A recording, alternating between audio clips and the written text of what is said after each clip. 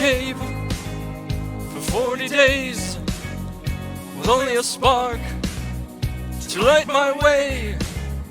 I wanna give out, I wanna give in. This is our crime, this is our sin. But I still believe, through the pain and through the grief, through the lives, through the storms, through the cries, and through the wars. Oh, I still believe.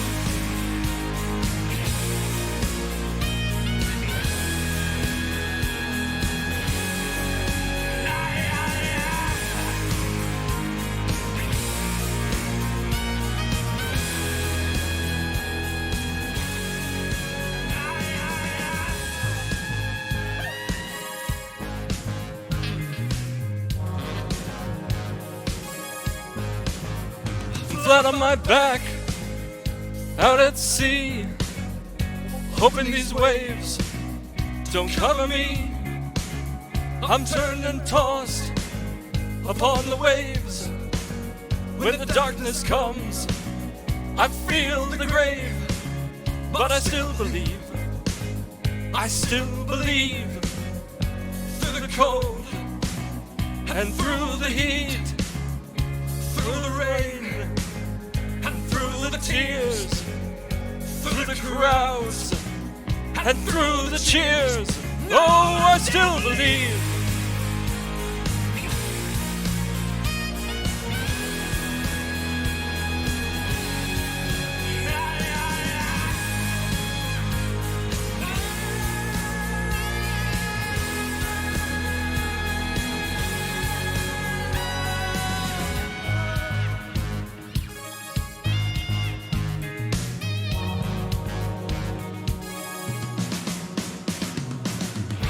I'll march this road, I'll climb this hill, upon my knees if I have to.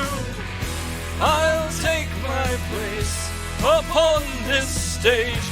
I'll wait till the end of time for you like everybody else. Woo!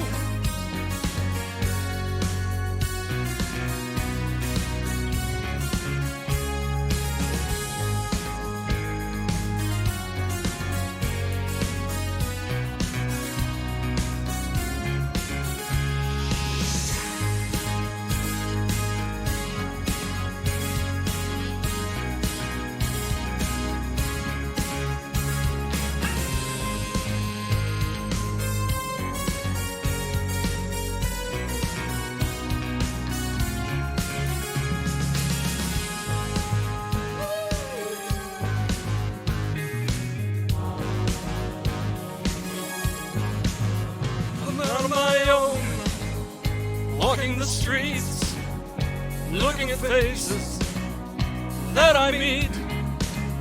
I feel like I wanna go home. What do I feel? What do I know? But I still believe, through the shame and through the grief, through the heartache and through the tears, through the waiting and through the years. For people like us, in places like this, we need all the hope that we can get. Oh, I still believe.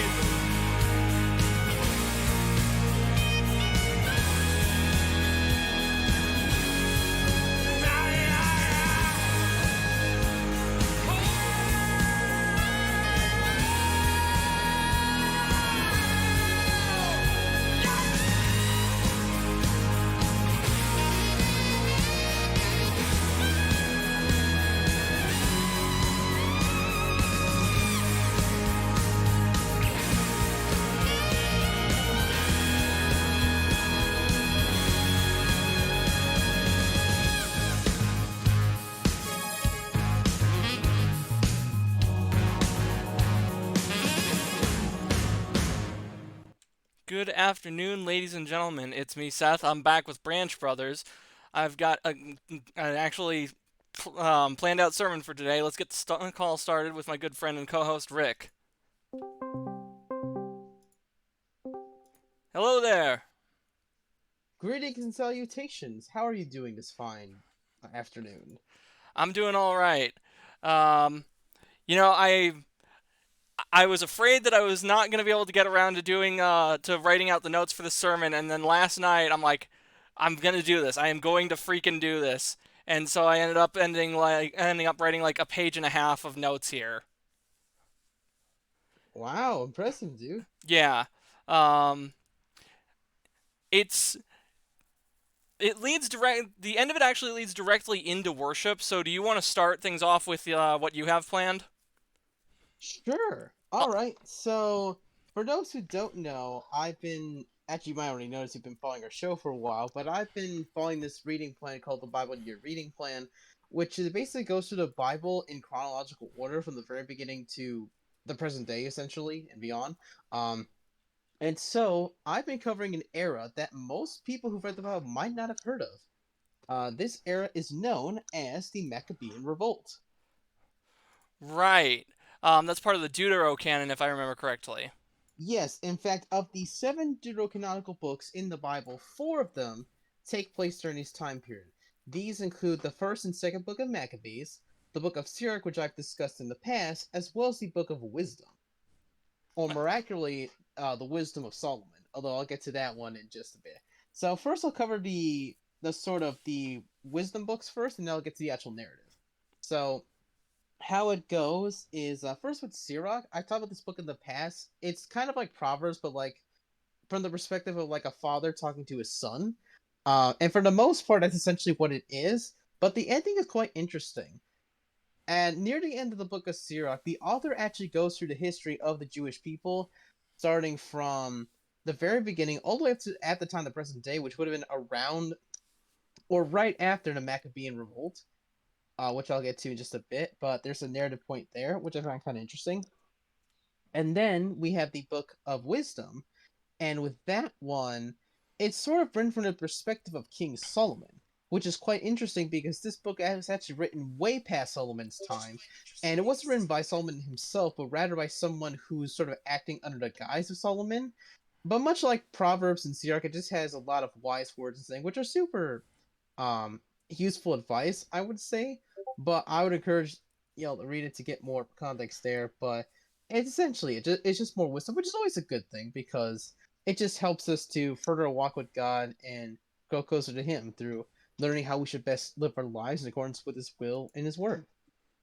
Sounds good stuff. Sounds like good All stuff. right. Yeah. Yes. Yes, very, very good stuff. Now, I'm gonna hop on over to the actual narrative portions, which cover both first and second Maccabees. So, here's how the story goes. Now, when we last left off in the narrative, the people had returned from exile thanks to the conquest of the Persians of the Babylonians, and so they were allowed to go home. And then, over the course of several years, they would rebuild the temple, they would reestablish proper worship, and they would rebuild the walls surrounding the city. So, by this point, everything seems to be pretty solid. But then this is where things start to change. And here's where the story begins. Greek dominance in the land of Israel commenced with the rise of Alexander the Great, who defeated Persia in 333 BC. After conquering much of the known world, from Egypt to India, Alexander died at a young age in 323 BC with no clear heir.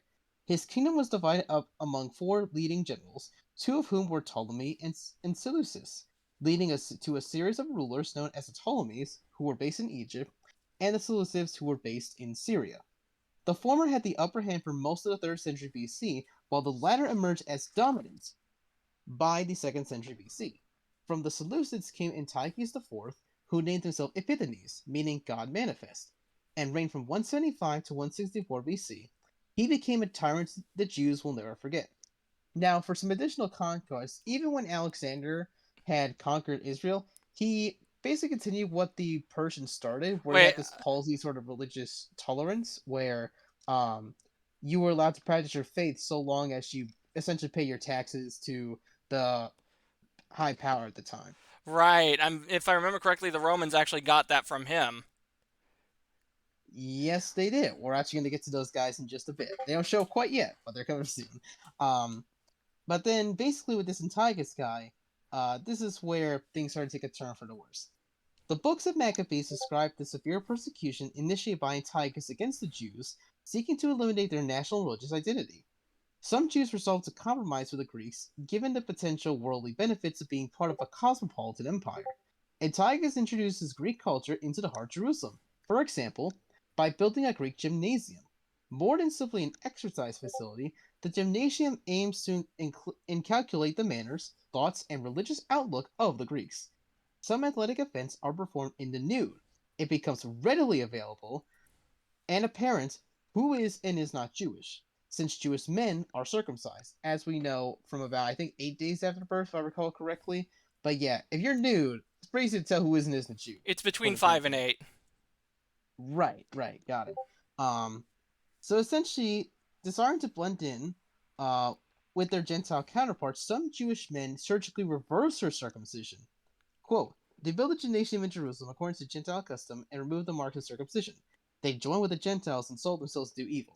Now, what's interesting about this is that Antiochus is not alone when he enacted his policy. He actually cooperated with a corrupt Jewish high priest who had worked with him to do this, not in order to solely maintain his power. And they were specifically targeting young people when they were doing this because they knew the older people were not going to just give up and walk away. But if they can influence the young people to walk away while they're young, it could lead to the elimination of the Jewish faith. But thankfully, as we might come to guess, that did not come to pass, and there's a reason for that. But before we get to that, there's some other parts to get to first. So Antiochus steps up the pressure, forbidding circumcision under pain of death, and outlawing Israel's sacrifices. He tears down the walls of the city and burns the books of the Torah. Worst of all, he desecrates the temple by erecting a statue of the Greek god Zeus on the altar of burnt offering. This Oh no. desecration is what Jewish This desecration is what Jewish tradition calls the desolating sacrilege. So essentially, what has happened is Antiochus has targeted three great symbols of Jewish renewal after the exile: the city walls rebuilt by Nehemiah, the temple rebuilt by Zerubbabel, and the Torah reestablished in the hearts of the Jewish faith by Ezra. So essentially, what this guy did was he infers all the progress the people made from when they returned from exile, and he did this all in a single day. All it takes is that one guy to fuck it up for everybody. Yeah, pretty much. And in particular, there's these really two powerful stories I want to highlight. That really goes to show the brutality of the Greeks in their quest to sort of force their way into the Jews. The first one deals with an old guy by the name of hold on, what was his name? I'm terrible. Sorry, I had a brain for. I'll get to you in just a moment. Uh,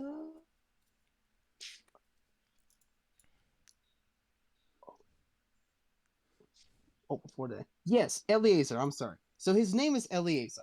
He's basically this really, really old dude who was heavily respected among the people, and essentially what had happened was he was called to eat pork. Now, for those who don't know, in Jewish law, it is actually forbidden to eat pork because it's considered unclean. And so by doing this, it would essentially be, turning back on the covenant. So what had happened was his friends who were really, really close to him, they tried talking him into doing it by saying, hey, you don't have to actually eat pork. You can take any meat you want, just go on stage, just tell the people you're eating pork, just eat it in public, and you're good to go. Here's the problem, though. If he were to do this, it would actually be a sense of scandal, and that's why he turned it down, is because, listen, I'm already fairly old, and if I commit the sacrilege now, it's going to tell the young people essentially their faith doesn't matter, that they don't have to live like this, they can do whatever they want, and I'm not going to do that because that's going to lead them into sin.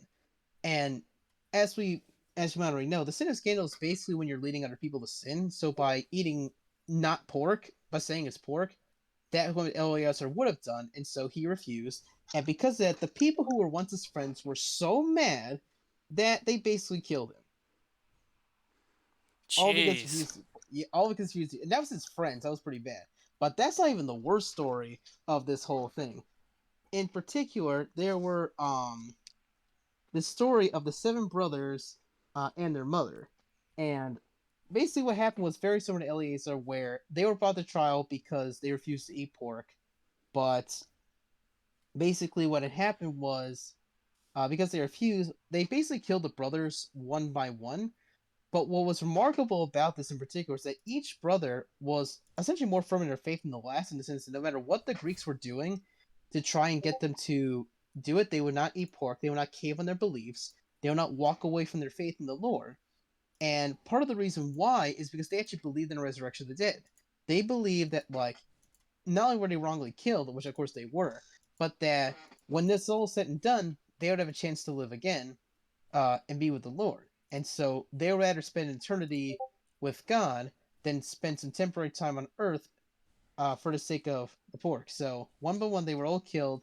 And when they got to the seventh son, it was quite interesting because at that point, the king had basically begged the dude to eat the pork so he wouldn't have to kill him. But the guy's like, no, it doesn't matter. You may have killed my brothers, but I'm going to stick to the faith. It doesn't matter. And so he got so mad, he basically killed the last brother himself.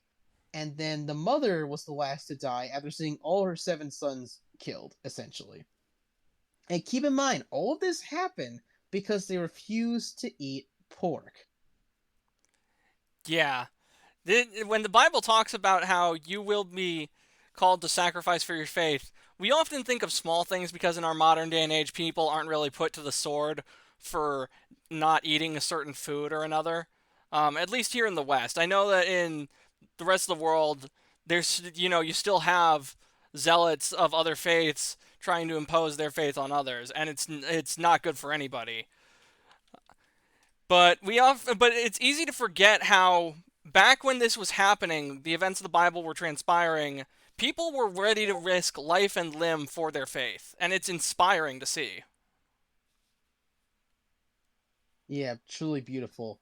But as we know, with all this martyrdom going around, all this death and chaos going around, there had to be a boiling point at some point. And in fact, there was. Come the Maccabees. So here's how it goes. Some Jews seek to resist this tyranny. Among them are the priest Mattathias and his sons, who come to be called the Maccabees. They rally their fellow Jews to armed resistance against the Greeks. And essentially, how this came to be was that a Greek general actually come into the town where Mattathias and his family were staying at the time, and he essentially told them that, hey, screw your old customs, you're going to be all Greek now, so go worship this pagan god. And basically, Mattathias like, no, we are faithful to the covenant. We're not going to walk away just for some fire. But then there was this one Jew, this one Jew who was about to volunteer, and Mattathias got so ass mad, he took a knife, stabbed the Jew in the throat, and then he stabbed the general immediately after. Oh And God. then after that, him, his three sons, and a couple of the Jews run to the hills, and thus would start what will become known as the Maccabean Revolt. That's kind of how that all started. But yeah, it was kind of a lot like Phineas, right? He was so zealous for the Lord, so enraged, that he basically prevented paganism from happening in that town and would go on to essentially kickstart this whole rebellion. And against all odds, the Maccabees are in fact victorious, and within 3 years they reclaim their land and temple, re-establish Jewish independence. In fact, in order to commemorate this victory, the Jews celebrate a feast rededicating the temple. This is the origin of Hanukkah, also known as the Feast of the Dedication. Oh, that's the origin of Hanukkah? Yeah, basically what had happened was after the temple was sacrilege, the Maccabees were kind of fighting, and there was a massive battle near the temple. They managed to drive the pagans out. Once they were gone, they were pretty upset at first because, the temple was sacrilege. So they basically took their time to purify. They got rid of the Zeus altar, they got rid of all the pagan stuff, they cleaned everything up, and it got a lot better. And it looked and it was fully rededicated. It looked as beautiful as it did before the Greeks came in, and they basically celebrate what we now know as Hanukkah to celebrate. Oh wow. What's All this time yeah? I thought that Hanukkah was about this one dude who didn't have enough oil for his lamp, and God basically provided a miracle where he did end up having enough oil for the lamp for like the 8 nights. I haven't heard of that story. I'm not entirely sure where that came from, but according to the Maccabees, this is their interpret. This is basically how that whole Hanukkah went down, at least the origin of Hanukkah. Though interestingly enough, this book and Second Maccabees are not included in the Jewish canon. Really? At least the modern Jewish canon, because Remember earlier we talked about how the Greek Septuagint was a thing? Vaguely, yeah. Yeah, so basically, that's what the Jews were using around the time of Jesus. But basically, after the temple fell in 70 AD, the Jews were kind of lost for a while. But around 700 AD, about basically 7 centuries later, they create a new finalized version of their canon, which is actually very similar, near identical to the order that would later be adopted by the Protestant churches, where it includes most of the books of the Old Testament, but leaves out about the Deutero-Canonical books that we've been discussing throughout this year. Right. So yes, that's probably why that's on there. I always found that kind of interesting how the book that described the origin of Hanukkah is not in Jewish canon, considering how big of a holiday Hanukkah is in Jewish culture. Yeah. It's um it's odd to it's kind of odd to think about, really. Yeah. But going back to the Maccabees, it wasn't the battle wasn't smooth sailing. First of all, between the Seleucids and the Ptolemies, there was a lot of regime changes, power shifts, rival kings fighting back and forth, both for control of Judea as well as control of the whole area that they were in. A lot of chaos there.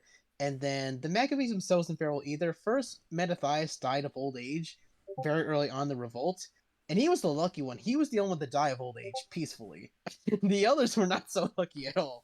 Um, then you have Judas Maccabeus, who of the three brothers was definitely the biggest of the three. He was the head honcho guy. He was the leader for most of it, and ultimately he would beat us in the battle against the Greeks and would die in battle. And then his younger brother Jonathan would take over. But then Jonathan gets captured by another king who came later, and then Simon would take over, both as leader of the revolt as well as the sort of leader of the people in general in Judea when they were semi-independent. But then, as they were trying to win back against the Greeks, the king basically kills Jonathan right before they could rescue him, so they had to bury him. And then near the end of the first Maccabees, Simon and his sons, well, almost all sons, I should say, were invited to what they thought was just a meal with like another king. But then the king and his men basically killed Simon and his sons, almost all of them, at the dinner feast, leaving his son John as the only one left. So by the end of First Maccabees, which is kind of where the narrative part ends, John will be the leader of Israel, and this was part of what's known as the Asmodean dynasty, which ruled Israel independently for about a century. And it started with Simon, but then John took over, and then his direct kids took over. But here's the kicker, though. There were a couple problems with how this whole thing was set up, um, because essentially there was an air illegitimacy that cast a shadow over this whole people for four different reasons. The first was that they are not the Davidic line, so this is not the dynasty promised to David. They weren't of the tribe of David. I think they were a tribe of Judah or Benjamin. I can't remember which, but it was not. No, it wasn't Judah. It was not David's family line. So definitely not that.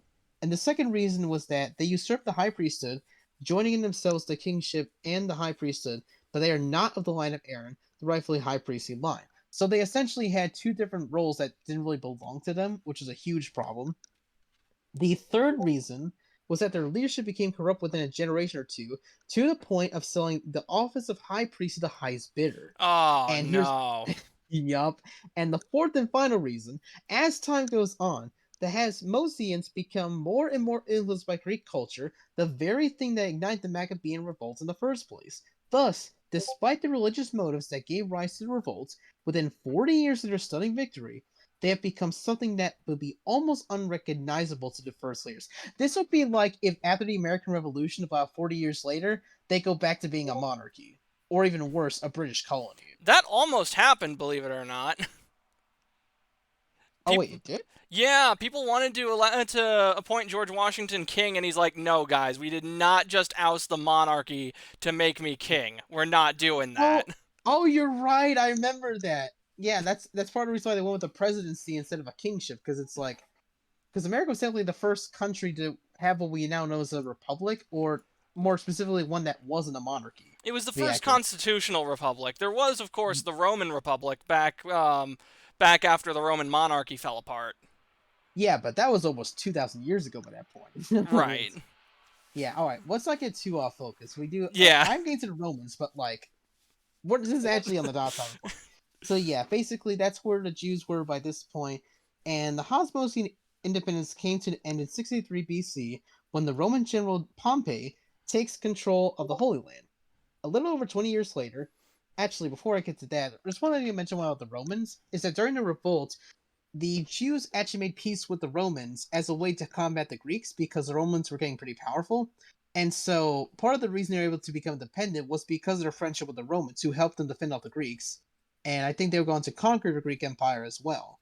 But as we can see, that kind of bit them in the butt because once the Roman Republic became the Roman Empire, they started to go after all the lands they had conquered already, which included Judea Yeah. and self on the Roman rule.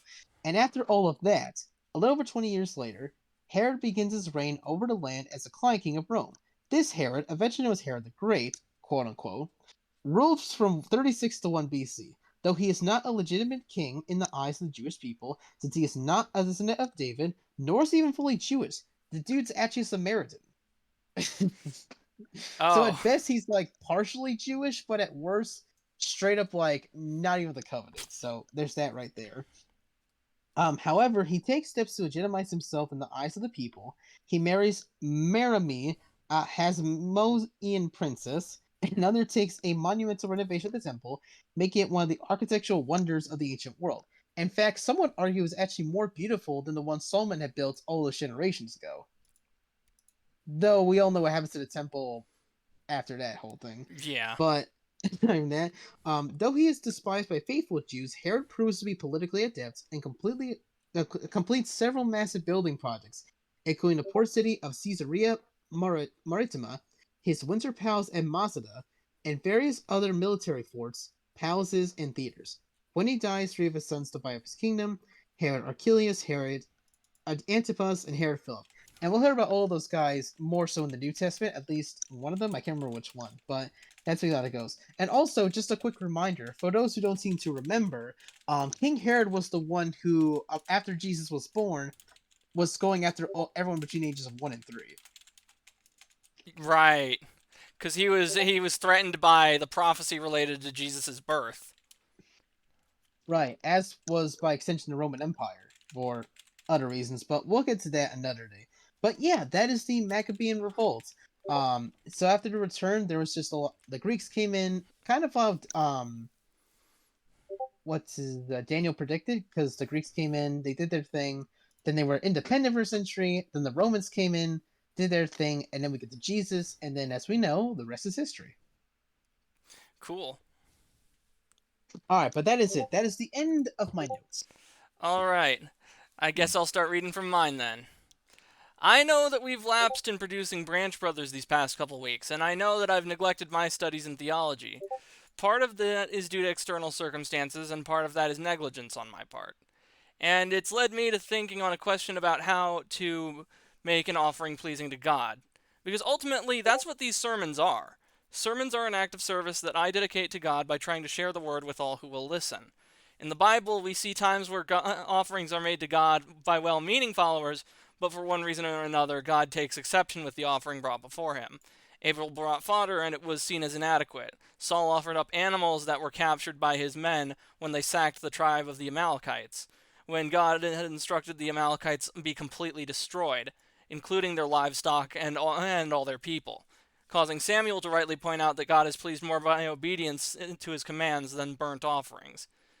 This is why I find myself convicted by the Holy Spirit when I find myself hosting Branch Brothers, knowing that my sermon lacks in quality. So then, what is to be done under those circumstances? Rick has graciously pointed out that the benefit of working with a partner is that when one man falls, the other can help him up. But that doesn't change the fact that there have been times where my offerings came up short. Honestly, I'm not sure what the right answer is. The sermon I bring you today is obviously not one lacking in thought or effort, and was brought about by 2 weeks of absence, but that could be a case of God making a straight line out of a crooked one. I suppose the safe answer would be to say that even on the weeks that I'm not prepared, I should still try to apply myself, even if the sermon isn't terribly long. Giving is another form of offering to God. This past week, I donated to an organization called the International Fellowship of Christians and Jews. It's an agency that aims to evangelize to the Jewish people and show them that Jesus was the Son of God and demonstrate his love for all people by acts of charity. And the reason I bring this up is not to put myself on a pedestal, but to highlight something I learned through this act. Since the war in Gaza began, I've been grappling with the thought that perhaps there are no clear sides in the war. There is no necessarily good people or bad people.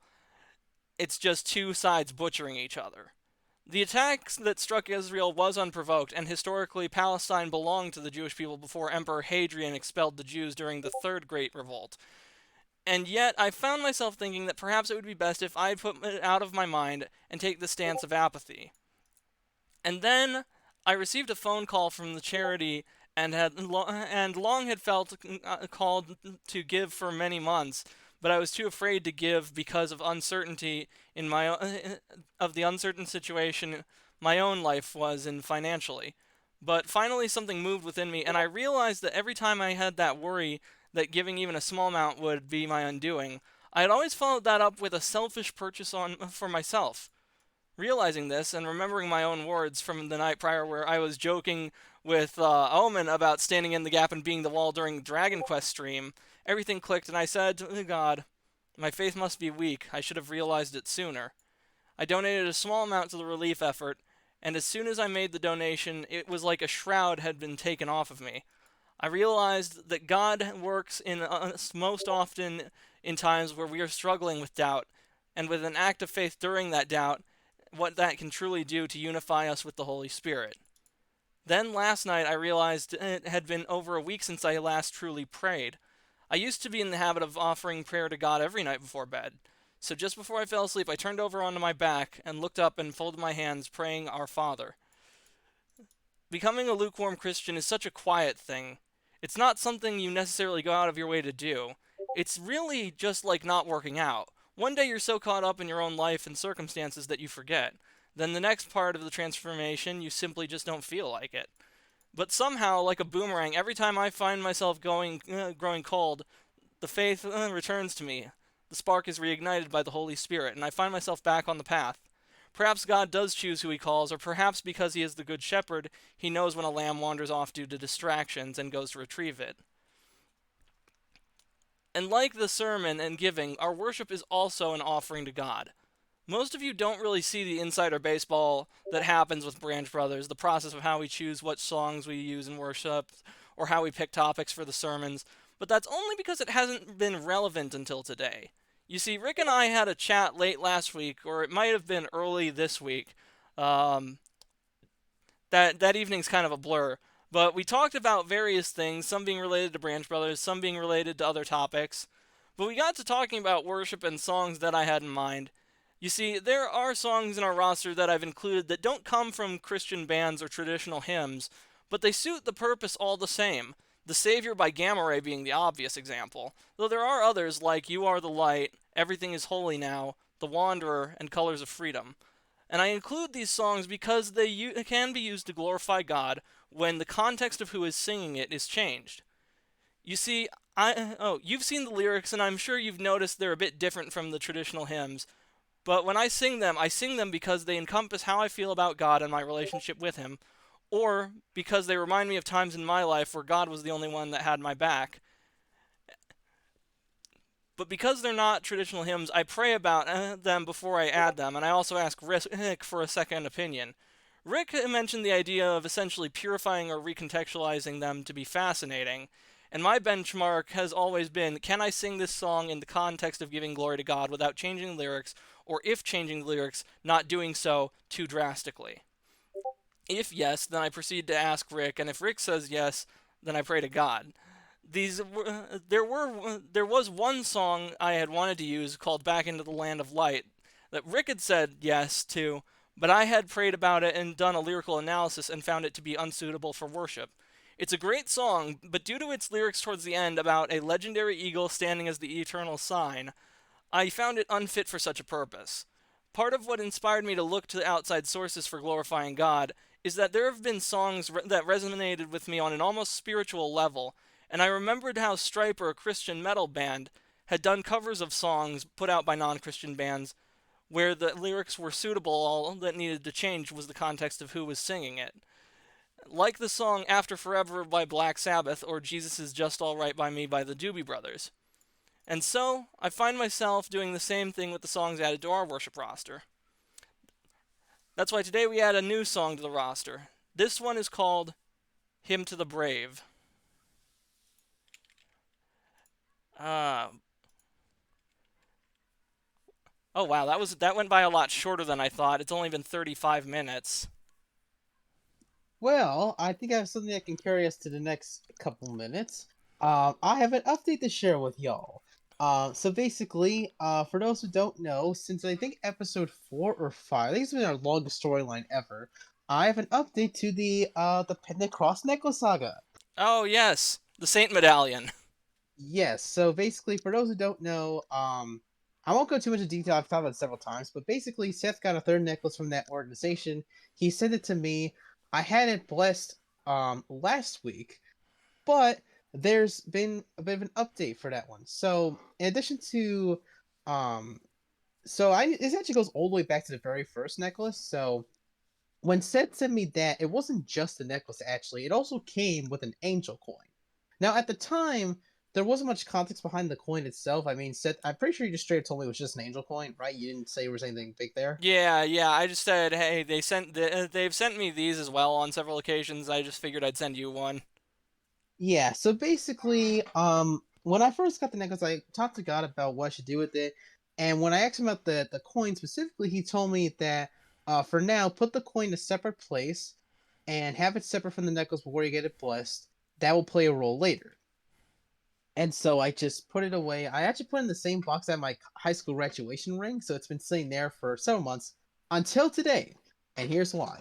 So, a few days ago, God had told me that before had called me to um have the necklace sent. Won't say to who quite yet, but basically before he did that, he had asked me to take the angel coin I received earlier this year and to have that blessed as well, and that once I get it blessed, to place it within the same container that I currently have the third necklace in. And funnily enough, in that box you sent me, Seth, there's actually two little slots. The necklace is in the bottom part with that circular thing, and the angel coin's in the top part, the square part. And I just kind of funny how like that box had a spot for the coin, even though it didn't Wait, even. I know it it wasn't had. made for the coin, but like I just find it kind of funny how it had a spot that was just perfect for it, which I find kind of interesting. I had thought But there was yeah, only one space to store something in that box. no, there's actually two actually. There's the empty square thing at the top, and the bottom there's a circular thing, but there's an area around it. The necklace was in there. So yeah, so the necklace and the coin are both blessed, and they're both in the same box that you had sent me. They're sealed in there. There's a couple more things I need to do, but once that's all done, and once the things line up, I'm gonna have it sent off. So that'll be really exciting there. Cool. So what moved you to get the coin blessed? It was God himself actually. Because we were talking about I was asking about the necklace and when I should send it, because he told me who it's meant for. I won't say who, but basically he told me that before I am to send over, the first thing I need to do is take the angel coin you gave me to have it blessed and to place it in the same container as the necklace, because I need to send both together. Interesting. Yeah, so that angel coin, which never purpose at the time, now actually has a purpose now. So we're coming full circle here. And like It's I said, a funny few more too, things. because it felt like such an arbitrary thing to do to send that coin with it. Actually, let me ask you this though: when you sent the necklace and the coin together, were you called to do that, or was it more of like an impulse thing? Impulse. Interesting. Yeah. Yeah, that's why. You see, that's part of the reason why I asked God about the coin, because like I knew the necklace had a purpose, but I wasn't sure about the coin. Hence why I talked to him about it. And like I said, now it has a purpose, so there we go. Yeah, it's interesting to see how things play out like that. Absolutely. I will say this though, ever since I gave that sermon a couple weeks ago, it does really feel like things are starting to come into place again. As we get further and further away from that, shall we say, incident day, um, it feels like things are really starting to come together. It's still a little shaky, it's still getting a little chaotic, but that little fog is starting to clear. things are starting to line up again. Things are starting to make sense again. And I'm actually really excited to see. I'm both nervous and excited to see how things are turning out. But the one thing will say is this: I'll keep trusting the Lord. I'll keep following His will. I'll just stand by, stand guard, keep watch, and hopefully something good comes out of all of this. That's good to hear, man. I'm glad to hear you staying strong with God. Absolutely. You know, You know what's funny though? I actually had a conversation with the devil the other day where it was kind of hysterical. I gotta share this. This is so funny. So I was walking back from the gym. I had a really intense workout, and the devil's like, "What is wrong with you? I've taken everything for you. Why the fuck are you so happy?" And I go to him. I say, "What are you talking about? You haven't taken everything from me.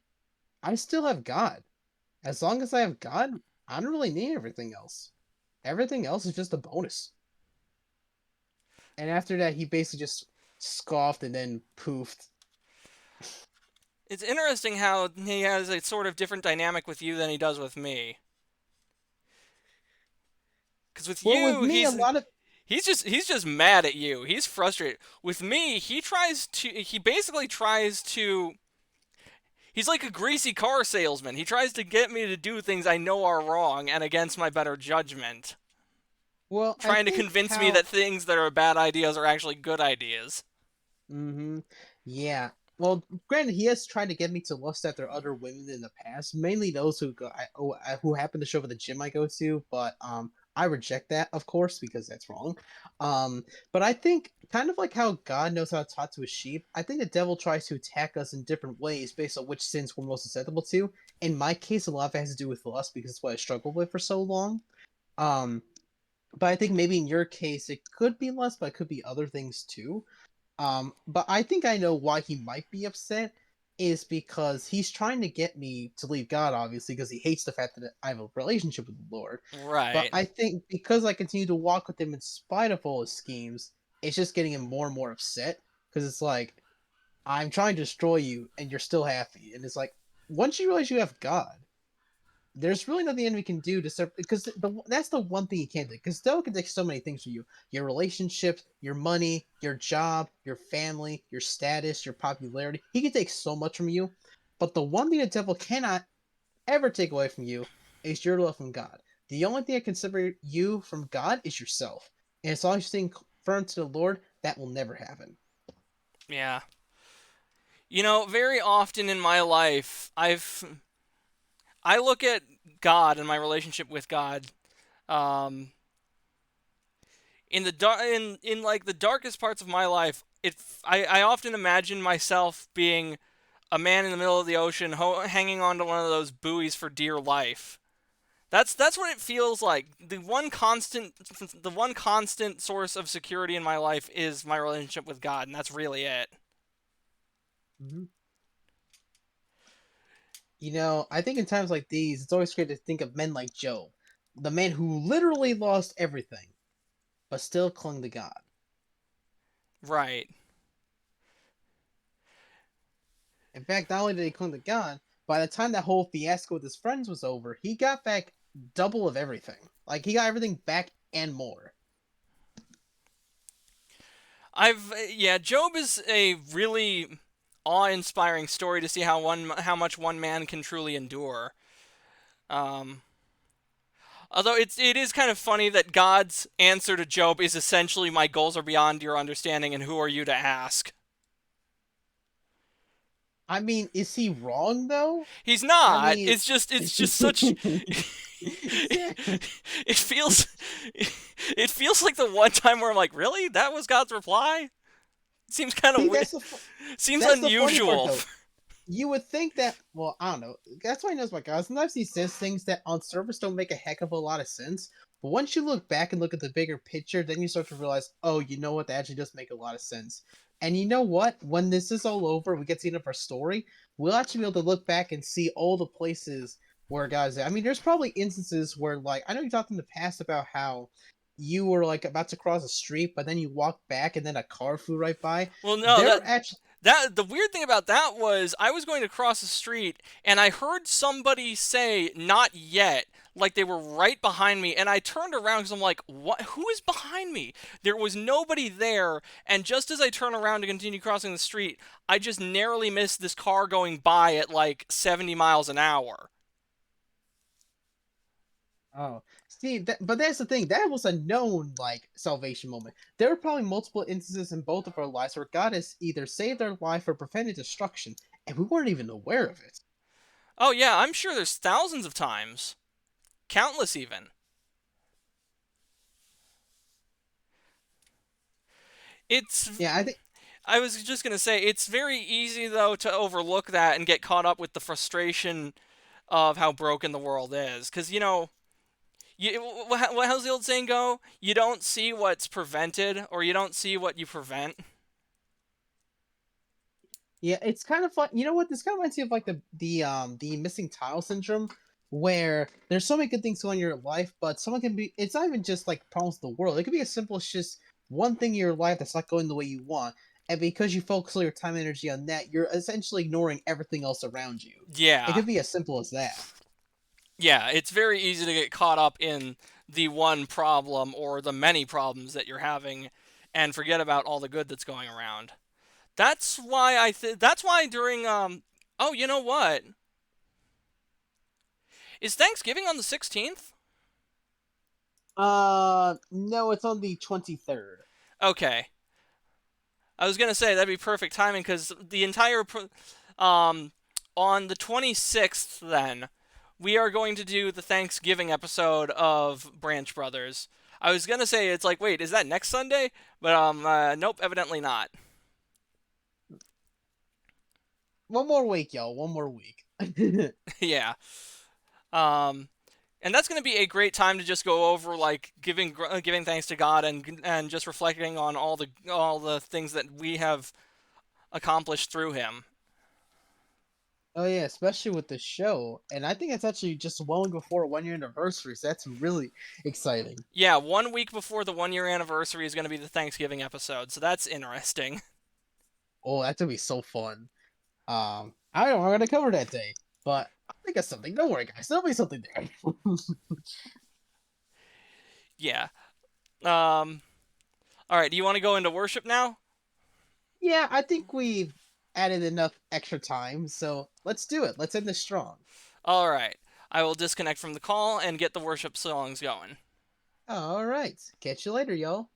All right. We'll just turn on the display. Um. Yeah, we'll just use display capture for now. All right. Let me open up the worship songs folder. Start with our media player. Let me just pause real quick. Start from first slide.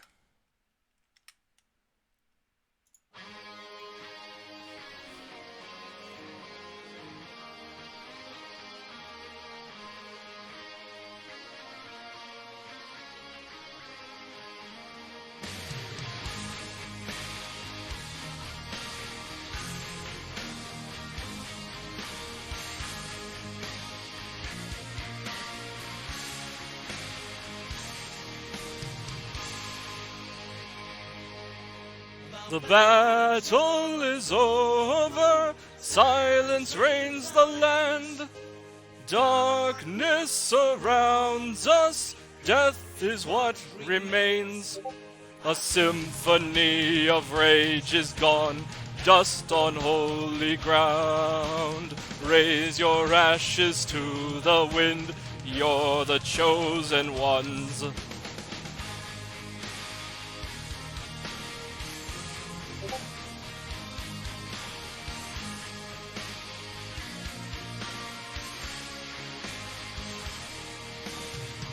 Warm winds whisper tales about these times. Immortal forever, give back their souls to light. Stand up, you fighters, raise your heads and brave these stormy times. Pray the Lord with all your faith, you're the chosen ones.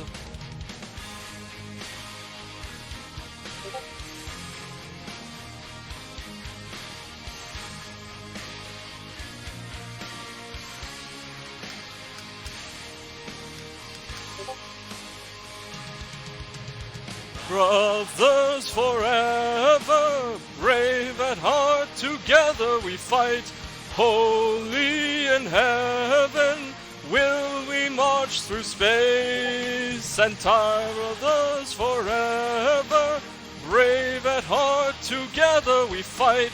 Holy in heaven, will we ever hear their cry?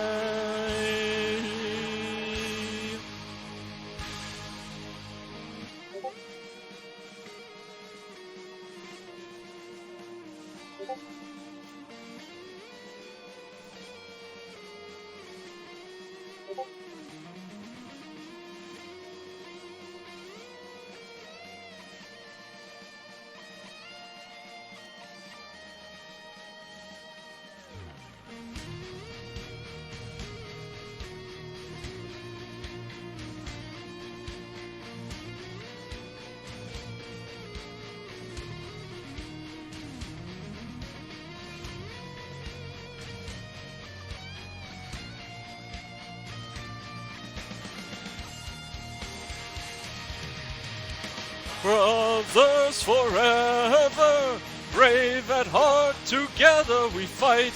Holy in heaven, will we march through space and time. Brothers forever, brave at heart, together we fight. Holy in heaven, will we ever hear their cry?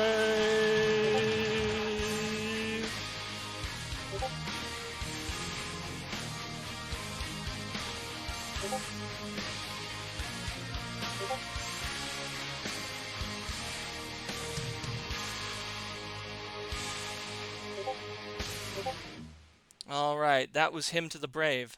Now we'll move on to our second song, and we will do... Let's do... You Are the Light.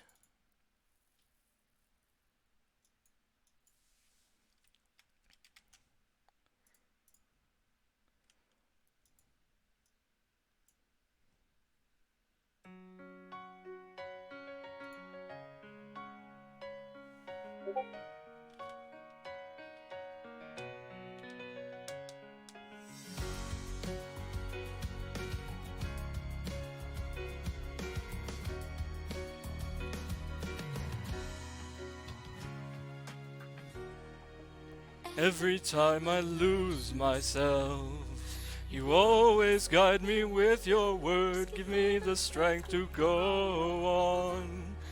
That's why I'm still standing now.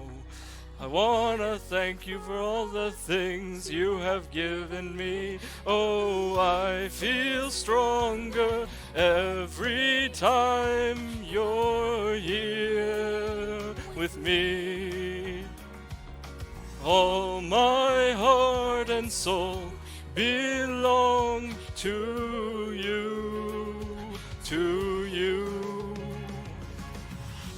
You are the light, you are my hope. I'm so secure, 'cause I'm with you now. You are the light, you are my hope.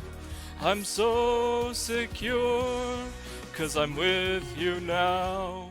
I'm so secure, 'cause I'm with you now.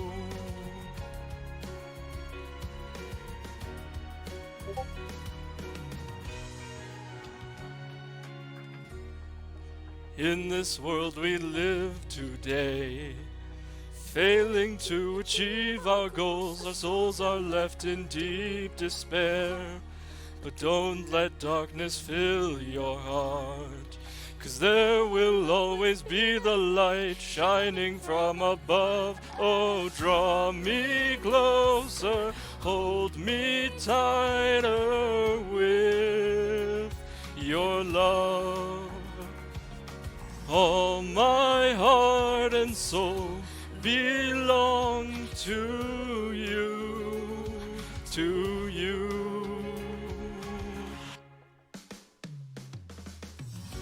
You are the light, you are my hope. I'm so secure, 'cause I'm with you now. You are the light, you are my hope. I'm so secure, 'cause I'm with you now. I'm so secure, 'cause I'm with you now.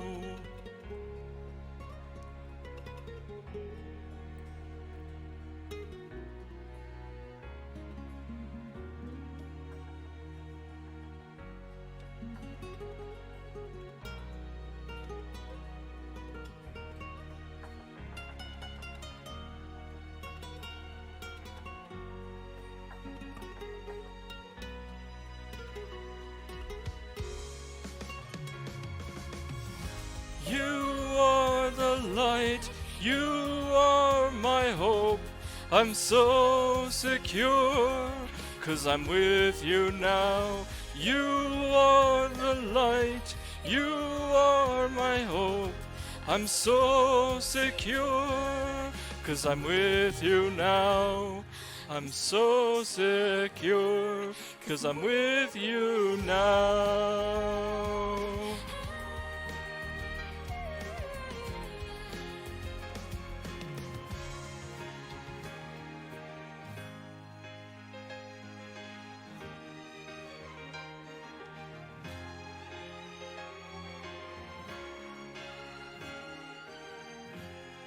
I'm so secure, 'cause I'm with you now. Alright, that was You Are the Light. Now we'll move on to our third song, and we will do On Eagle's Wings.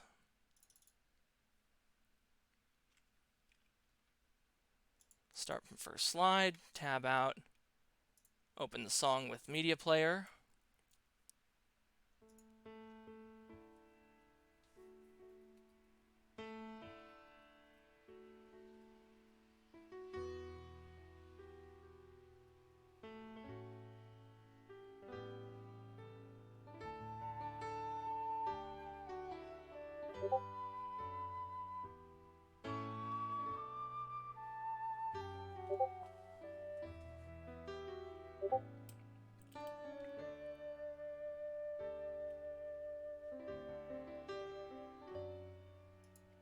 You who dwell in the shelter of the Lord, who abide in his shadow for life, say to the Lord, my refuge, my rock, in whom I trust, and he will raise you up on eagle's wings, bear you on the breath of dawn, make you to shine like the sun, and hold you in the palm of his hand. The snare of the fowler will never capture you, and famine will bring you no fear.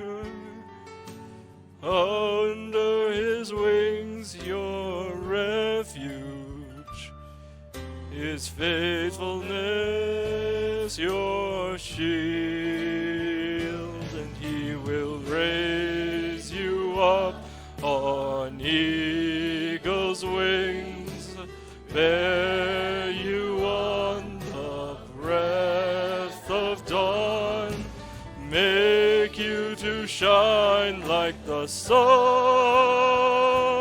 and hold you in the palm of his hand. For to his angels he's given a command to guard you in all of your ways.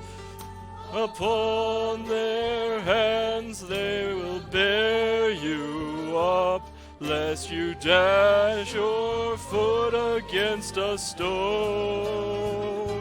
And he will raise you up on eagle's wings, bear you on the breath of dawn, make you to shine like the sun,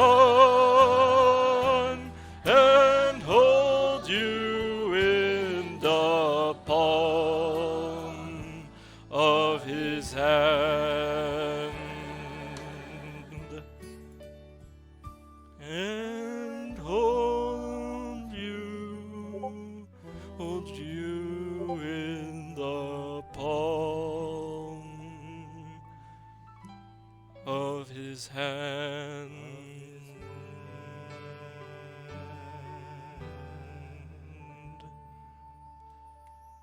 All right, that was On Eagle's Wings.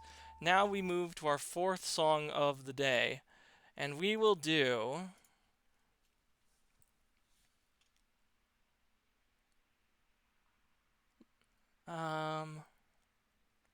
where is it? Yeah, we'll do Come to Me.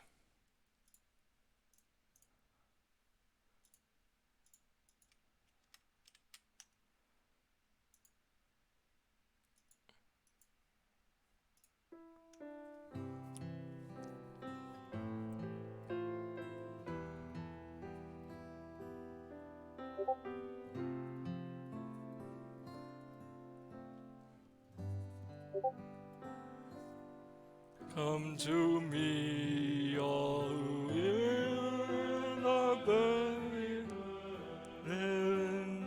and I shall give you rest. Take up my yoke and learn from me, for I am meek and humble in heart, and you will find rest for your souls. Yes, my yoke is easy, and my burden is light.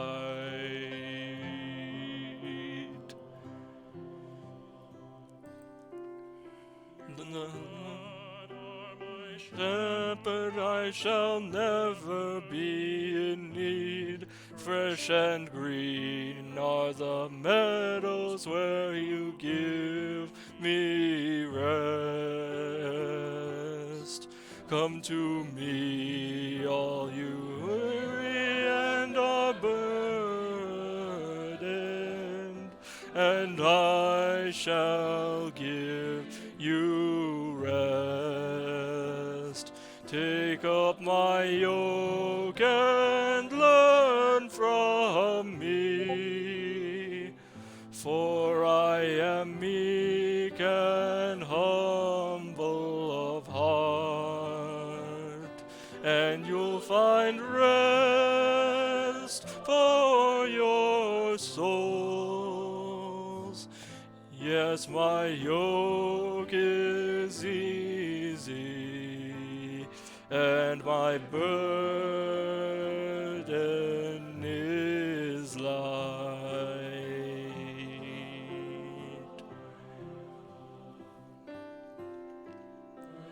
To me your rod with your fathomless love.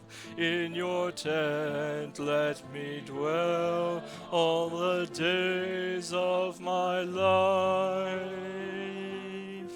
Come to me, all you weary and are heavy burdened, and I shall give you rest.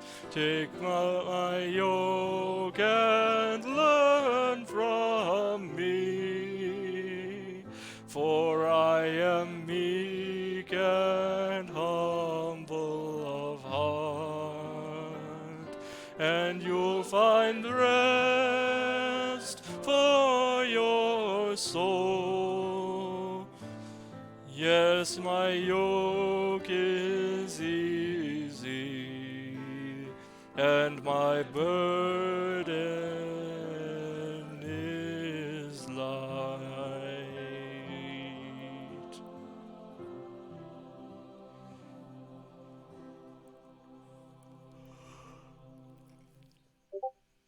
Amen. Ladies and gentlemen, thank you all for joining us today. We will close with prayer, and then we will take a brief break, and we'll be back with the To Be Continued podcast. Holy Father, you have watched over us all our days. You guide us on the path you have set for us, even when we do not see you present. You see us when we stray from that path, through distractions and worldly events. You call us back to you time and time again, never angering, ever patient. We offer this humble thanks to you, O Lord. Amen. God bless you all, and good night.